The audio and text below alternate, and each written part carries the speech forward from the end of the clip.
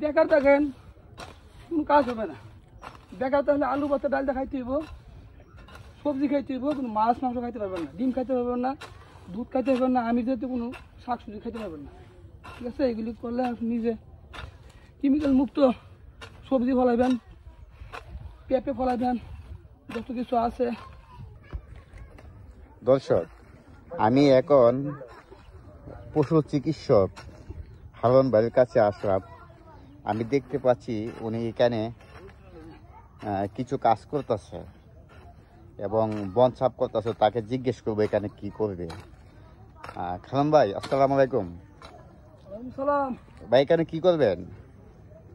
এখানে টমেটো চাষ করবো, টমেটো চাষ করবো। আচ্ছা, এখন হালি রোপণ দিব, হালি চাই হালি দিব, টমেটো ঠুঙ্গার ভিতরে, তারপর সম্পূর্ণ এখন ঠুঙ্গা করবেন। ঠুঙ্গার পরে গিয়া যখন চারা গজাইবে তখন টমেটো চাষ করবেন, তাই তো? আর এখন আমি হাল দিয়ে আপাতত টমেটোর আগে আমি ঢুকি দিব, ঢুকি চাষ করবো। ঢুকি হওয়ার পরে আমি এর ভিতরে 20-22 দিন 20-25 দিন পরে ঢুকি শেষ হইলে আমি আবার টমেটো চাষ করবো। আপনি তো পশু চিকিৎসকের পাশাপাশি কৃষিকাজ নিয়েও ব্যস্ত থাকেন, এবং আপনার যে কৃষিকাজ আছে কতটা ধরনের, মানে কত ধরনের কৃষিকাজ নিয়ে ব্যস্ত থাকেন আপনি? কৃষিকাজের সময় যখন আসে কি কাজ নিয়ে ব্যস্ত থাকেন?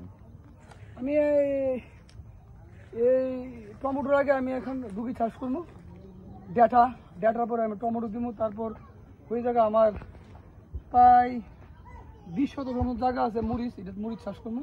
মরিচ চাষের পরে দিয়ে আমি হাওড়ে ধান আছে, 17-18 একর জমিন আছে। ও, আপনি 18 জমিন আমি ধান চাষ দিব। এইগুলি আপনি মানে ধান চাষও দেন? জি, ধানও করি। ধানের সময় ধান চাষ, আর যখন ফসলের সময় আসে শাকসবজি, টমেটো এবং মরিচ, ডাটা এবং অনেক কিছু নিয়ে আপনি ব্যস্ত থাকেন। তবে আপনি যে ফসলটি করতেছেন এখানে আপনার লাভজনক কেমন? লাভ ইনশাল্লাহ লাভ হয়, আমার লাভ হয়। এটা আমার নিজের জমি, কোনো জমা দিন লাগে না, কারো কাছে যাওয়া লাগে না। খালি এখানে আমার এই সার বীজ এগুলি আর নিজের পরিশ্রম, জমা দিন লাগে না। এগুলি আমি নিজের গোবর আছে, গোবর জমিতে মারি। আমার গরু আছে 5-7টা গরু আছে, ইনশাল্লাহ 6টার মতন গরু আছে। আপনি গবাদি পশু পালন করেন? আমার গবাদি পশু। আপনার কি খামার আছে নিজস্ব? খামার আছে ইনশাল্লাহ। আপনার খামারে কয়টি গরু আছে? প্রায় এখন প্রায় 6টার মতন গরু আছে। 6টা। আচ্ছা, আমার এই ভিডিওটা দেখে অনেকেই আগ্রহ জাগবে যে আপনার মতন কৃষি কাজ করার জন্য। তাদের উদ্দেশ্যে কিছু বলবেন আপনি?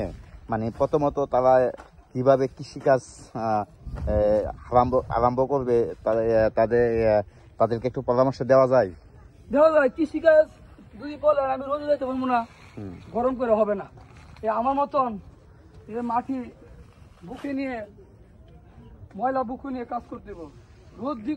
রোদ্রে আমি কাজ করতে পারবো না, তাহলে আমি কৃষি কাজ করতে পারবো না। এটা খুব পরিশ্রমের কাজ।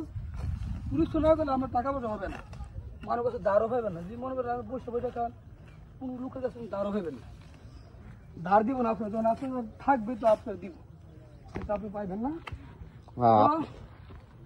অলসতা করা যাবে না, অলসতা করলে আপনি পারবেন না।